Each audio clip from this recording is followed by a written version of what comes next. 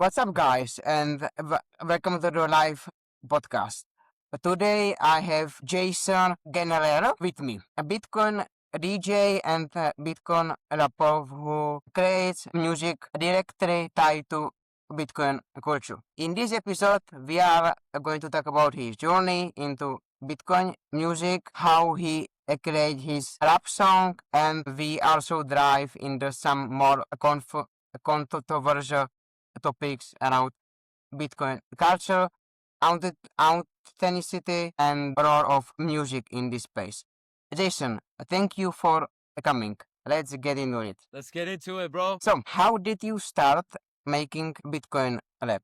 Was in something you plan or did happen naturally? It's a really good question. It was naturally. I just was listening to some beats that I made, and I was going through some of my songs, beats and whatnot, and I was talking with my girlfriend, and she might have said something like, "You should do a Bitcoin song." I can't remember. Shout out to Bridget. She's the best girlfriend in the world. And we were just kind of sitting there talking, and she's like, "You should do a Bitcoin song." And I was like, "Oh, that'd be funny," or something like that. And she sat down to get ready for work or to go out with her friends, something like that. And it took her about 1 hour, 1 hour and a half to get ready. And by the time she left, I already had the song finished. That was Bitcoin University, which is pinned on my X account right now. And the song just came to me right away. Didn't write any of the lyrics down. I just sat there and freestyled the whole song off the top of my head. Kind of did it in parts, like the first maybe 4 bars I recorded. The second 4 bars, I paused it, thought about what I would say next, recorded that part, thought about what I would say next, recorded that part. And it was basically a thank you song to Matthew Cratter for all the hard work he put in with Bitcoin University and how much the course, but his YouTube channels and just him in general changed the way I think about the fiat system, the way I view Bitcoin, and the way I view Bitcoin versus crypto separately. So it was just kind of a thank you to Matthew, and I was really, really happy to have done that song. I sent it to him before I put it out, and he gave me the approval, said he really enjoyed it, and he would repost it, which was really, really nice of him. So that was the first Bitcoin song I did. And after that, I just started knocking out a few other ones. And I really, really enjoyed doing. I'm recording some new stuff right now. Nice. That's very nice. And like, do you plan to have like music career? Do you have like to be like next Michael Jackson in a crypto space? I would love that. That sounds like a really, really great place to be. But I have to be honest, Michael Jackson is one of the most talented musicians of all time. Pop star, dancer. He's just all around the best. And those are too big of shoes to fill for me.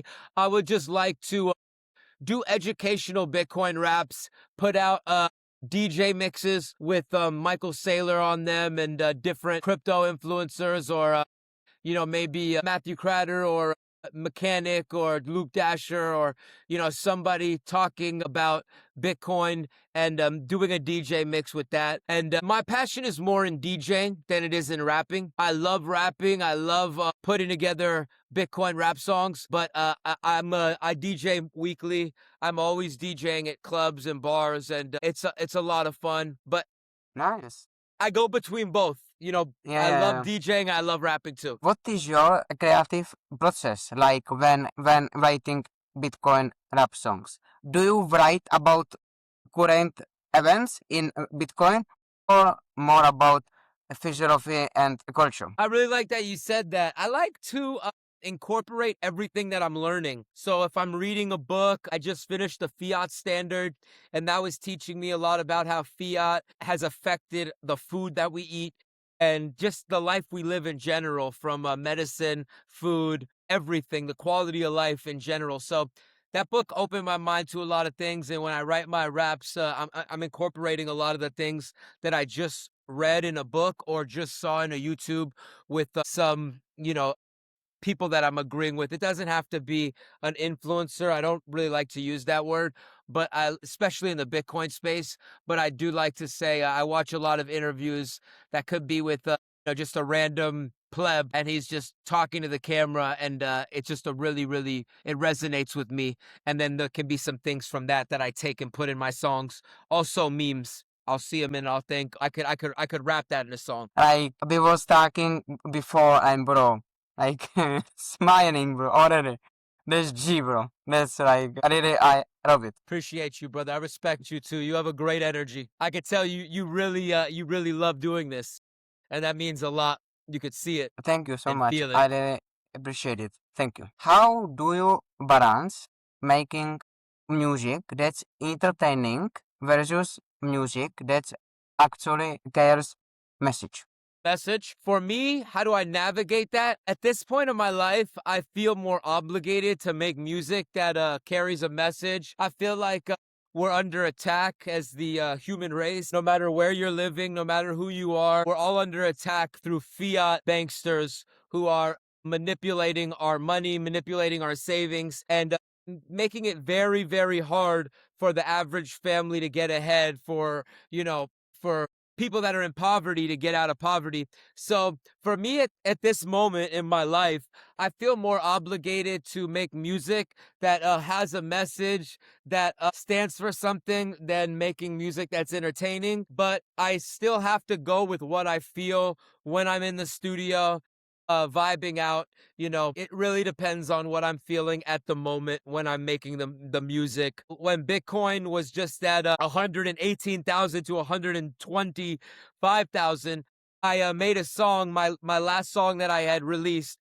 It's called I Can't Believe I Lost All This Money. And it's a joke about shitcoiners who lose all their money gambling on shitcoins. And the rebuttal to that song is I can't believe I made all this money. And it's just about me being happy living on the beach, and being happy that I only bought Bitcoin, that I didn't gamble, that I was smart with my savings. I put it away. I didn't, take any risks other than working hard, buying Bitcoin, and keeping to myself. So it just depends when I'm in the studio. Those are more entertaining, fun Bitcoin songs.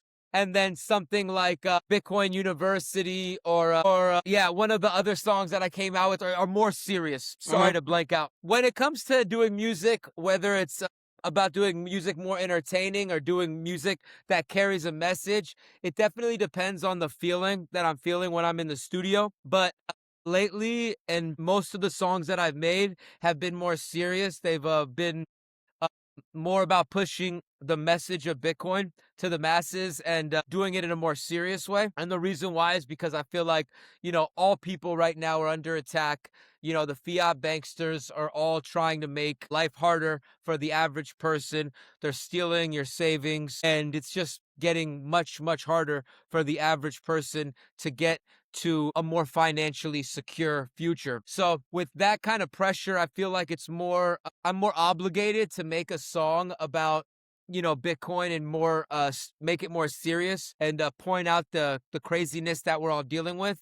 But the last two songs I made were more on the entertaining side of Bitcoin, because one was more satire. It was a joke about losing all your money if you're in shitcoins, and the follow-up to it was about how much money we've made just focusing on Bitcoin and saving your money. Where people can find your music? You can find most of it right now on X. I'm going to put out a CD soon with all of my songs on it and a few more songs. And then I'll be working on more of the Spotify page at that point. But at this point, I'm just creating the buzz. Everything is on X at the moment, or YouTube. So and you can find go it there, under people. JasonGnarlee. Go there, people. Go there. When you done this episode, people go there and listen to his music, because it's the best music. Yes. Go there. Let's go. No, let's go. Let's 100%. go. Yeah. So next topic is Bitcoin and audience. How do people in Bitcoin community usually react to your music? Are they supportive, or they some think it's cringe or unnecessary? I think a lot of them support it. A lot of plebs feel like it's cool. It's a moment in time. It captures the essence, the vibe of the current state of, the more entertaining side of Bitcoin, and, the kind of just more of the the energy of the atmosphere at the moment. So I feel like a lot of people respect it. Sorry. Of course, a lot of Bitcoiners are very, very stuck on the mission of Bitcoin. They talk about Bitcoin 24/7. They are working on Bitcoin podcasts like yourself. They are on Bitcoin spaces. They're coming up with Bitcoin memes. They're talking to their family and friends about Bitcoin. They're educating themselves on Keynesian economics. They're there's so much to educate yourself on when it comes to Bitcoin. The rabbit hole is extremely deep.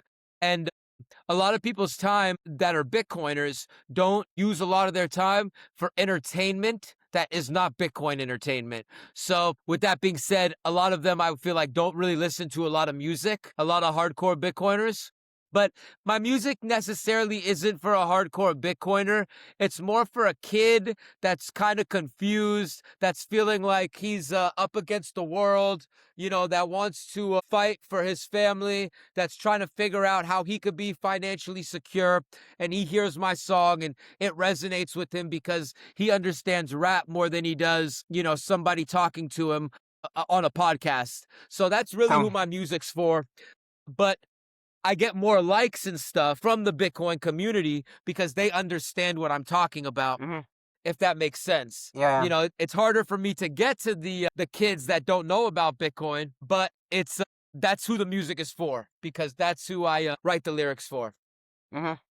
Just like Rage Against the Machine, when I was a kid, I listened to groups like Rage, and that's who inspired me to always question what was going on with governments and what was going on with authority, and to question it and to, point out what you don't like and to stand up for what you feel is right. And I think this is the most important message here because when you are not questioning everything, you just exist, and they can do with you anything they like. So I think this is the Good point. this is the most if anybody is watching and you can take one thing from that episode, this episode is this. I think that's 100% right. That was amazing. That was an amazing point. So next question is, do you think Bitcoin rap can actually help onboard new people into Bitcoin, or is just mostly just entertainment for people who are already in? I think it can. Yes. Like I said, it's for when I write my raps, it's for younger generations that are coming up, feeling abandoned, feeling like they having a hard time. They don't know how to figure out, the system, how to get ahead. So hopefully when they find my music, they can realize they can work hard, make as much money as humanly possible. That obviously is within their realm, and spend less than you make, put the rest into Bitcoin. And that's my message for the kids. I feel like it can, if the right group of kids hear it, I think the world can change immensely. I think Bitcoin can be insane. If the right artist does a Bitcoin song, a good Bitcoin song, I think it can change the world. I really do. Bringing in a lot more, a new generation that really, really understands it. Yeah. I've never seen, when I saw my friends become educated through music, whether it was listening to Rage Against the Machine, punk rock, whatever it was, it's a certain spark that really is out of this world because they get a lot more into education, and they get very, very passionate about what the artists are telling to them and explaining. When you hear a song like Marvin Gaye, What's Going On, that song still resonates today so immensely because all the stuff he's talking about we're still going through today, and it's just very, very it's very, very cool to get educated through music. I think right now I'm going to be very controversial right now, very, very, very. I heard the music industry is not good. It's like on worshipping devil and these people. So I am happy to see that you, Jason, or anybody who is doing outside this music industry, who is like doing good music. And that's good, Karan. That's I love that very you said good. that, bro. I feel like, yeah, we're going down a dark path with music. It's getting it always goes in waves, but it seems like it's getting very dark at the moment. Yeah. So have you ever received negative feedback from Bitcoiners who thinks music has no place in Bitcoin? Yes, I have for sure.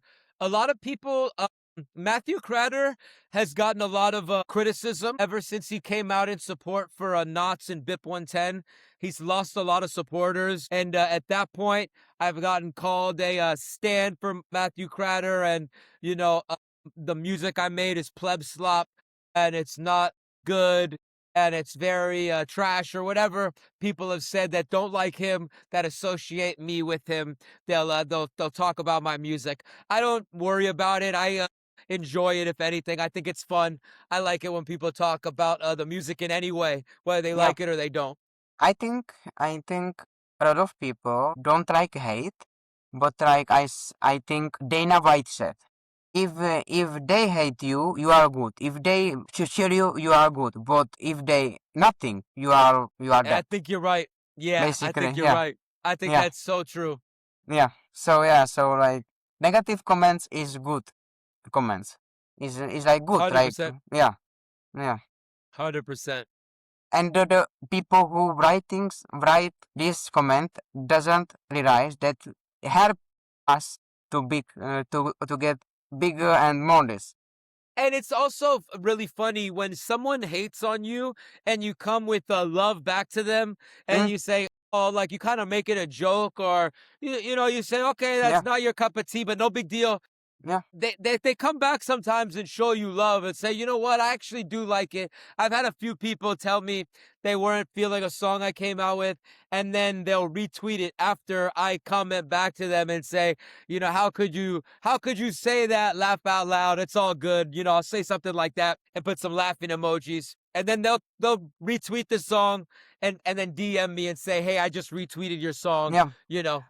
And I think is I'm doing this podcast because I know like my English is not good. I'm not a good speaker, but like I'm doing this because I love it every single minute, and I loving get to people to get a voice, and no more people can speak. This is the most why do this thing. Yeah. Appreciate that, bro. You're crushing it, man. You're doing a really great job, and I admire that. So, guys, thank you for watching for part one. I hope you are enjoying it. And Peace. He's the best. if you, and I will see you on the part two. Bye. I'll talk to you soon.